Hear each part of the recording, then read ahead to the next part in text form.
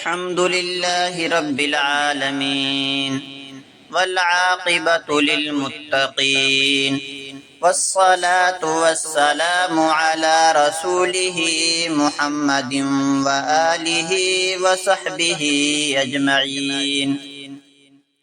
أما بعد فأعوذ بالله من الشيطان الرجيم. بسم الله الرحمن الرحيم. أياما معدودات فما كان منكم مريضا أو على سفر فعدة من أيام أخر وعلى الذين يطيقونه فدية طعام مسكين فما تطوع خيرا فهو خير له وأن تصوموا خير لكم إن كنتم تعلمون. صدق الله العظيم. اللهم صل على محمد وعلى آل محمد كما صليت على إبراهيم وعلى آل إبراهيم إنك حميد مجيد. اللهم بارك على محمد وعلى آل محمد كما باركت على إبراهيم وعلى آل إبراهيم إنك حميد مجيد.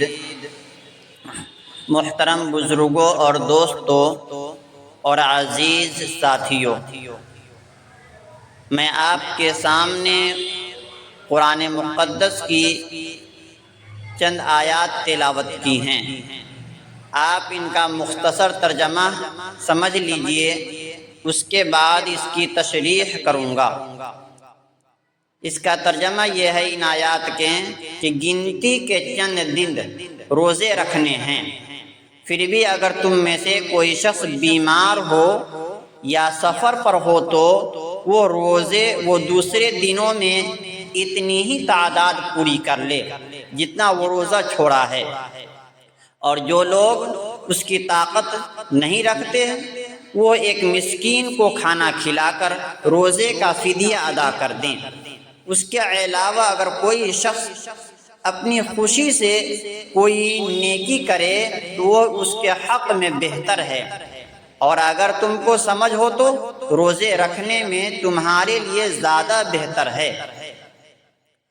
میرے عزیز دوستو، اس آیت کے مختصر تشریح سمجھیے.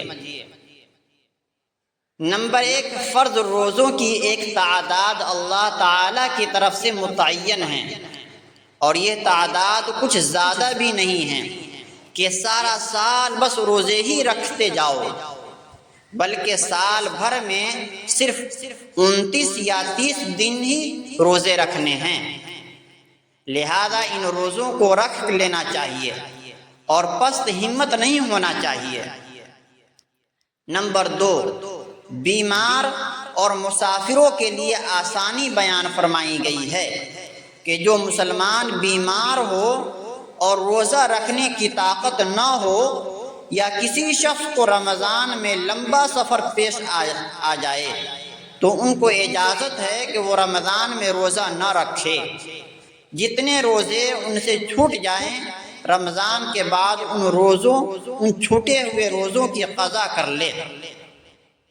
نمبر 3، جو نہایت بوڑھے ہو گئے ہوں اور ان میں روزہ رکھنے کی بالکل طاقت نہ ہو اور آئندہ ایسی طاقت پیدا ہونے کی امید بھی نہ ہو تو ایسے لوگ فدیہ ادا کریں، اور ایک روزہ کا فدیہ ایک صدقہ فطر کے برابر ہے. نمبر 4، اگر کوئی ایسی بیماری یا ایسا سفر ہو جس میں آسانی سے روزہ رکھا جا سکتا ہے تو روزہ رکھ لینا بہتر ہے.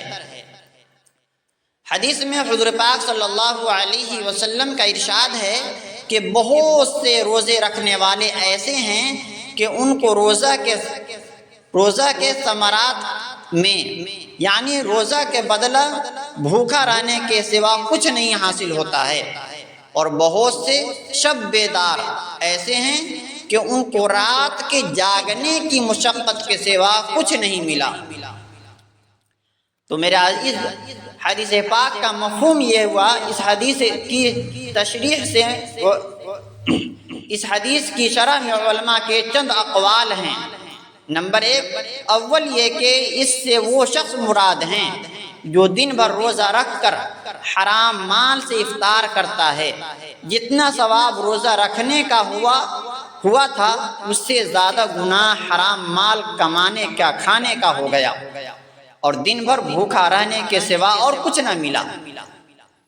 نمبر 2، دوسرے یہ کہ وہ شخص مراد ہیں جو روزہ رکھتا ہے لیکن غیبت میں مبتلا رہتا ہے، جھوٹ بولتا ہے، دھوکہ دیتا ہے۔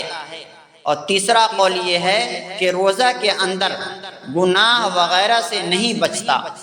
نبی کریم صلی اللہ علیہ وسلم کے ارشادات جامع ہوتے ہیں، یہ سب صورتیں اس میں داخل ہیں، اور ان کے علاوہ بھی اسی طرح جاگنے کا حال ہے کہ رات بھر شب بیداری کی، رات بھر عبادت یعنی جاگا رہا، مگر تقریباً تھوڑی سی غیبت یا کوئی اور حماقت بھی کر لی تو وہ سارا جاگنا بیکار ہو گیا۔ مثلا صبح کی نماز ہی قضا کر دی یا محض ریا اور شہرت کے لیے جاگا تو وہ بیکار ہے۔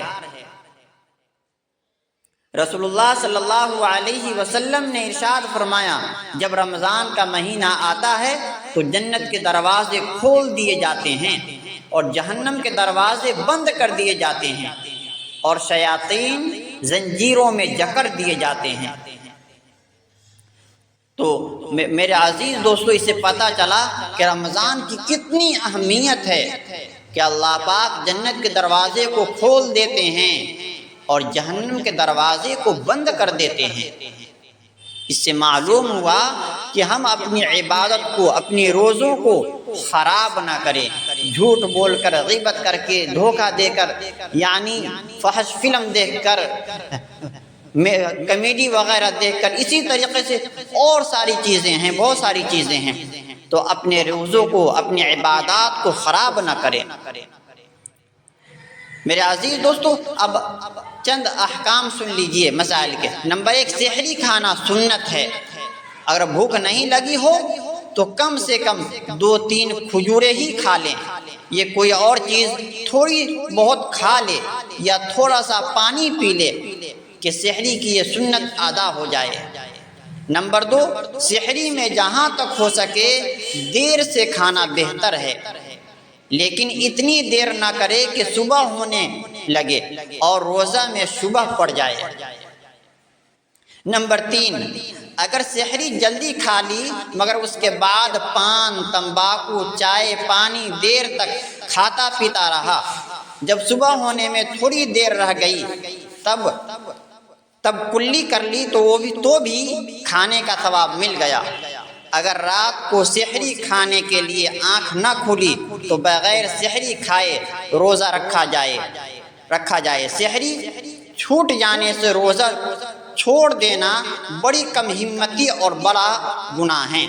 روزہ کا وقت صبح صادق کے وقت سے شروع ہوتا ہے، اس لیے جب تک صبح نہ ہو کھانا پینا وغیرہ سب جائز ہے۔ صبح صادق سے پہلے سب جائز ہے۔ بعض لوگ جلدی سحری کھا کر نیت کی دعا پڑھ کر لیٹ جاتے ہیں اور یہ سمجھتے ہیں کہ اب نیت کرنے لینے کے بعد کچھ کھانا پینا جائز نہیں ہے، یہ غلط ہے۔ تو میرے عزیز، ہم سب ان باتوں کا اہتمام کریں اور گناہ سے بچنے کی کوشش کریں۔ اللہ پاک عمل کی توفیق عطا فرمائیں۔